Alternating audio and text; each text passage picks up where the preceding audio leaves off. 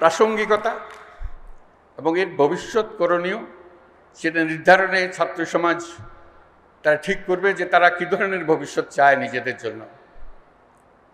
কারণ এই বিশ্ববিদ্যালয়ের আরেকটি শিক্ষা, যেটা আমরা সবসময় সবাইকে স্মরণ করিয়ে দিই, আমরা যে ধরনের বিশ্ব গড়তে চাই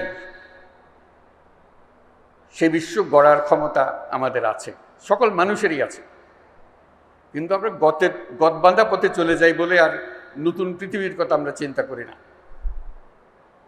এই বিশ্ববিদ্যালয় যেন সবসময় এটা স্মরণ রেখে তার পাঠদান কর্মসূচি, তার গবেষণা কর্মসূচি শিক্ষকদের এবং ছাত্রদের জন্য যে চালু রাখে, যে আমরা শুধু খণ্ডিত বিষয়ে গবেষণা করার জন্য নিয়োজিত নই, আমরা এই প্রত্যেকটি গবেষণার পেছনে একটি আমাদের উদ্দেশ্য, সমস্ত বিশ্বকে আমাদের মনের মতো করে সাজানোর জন্য, মনের মতো করে বানানোর জন্য।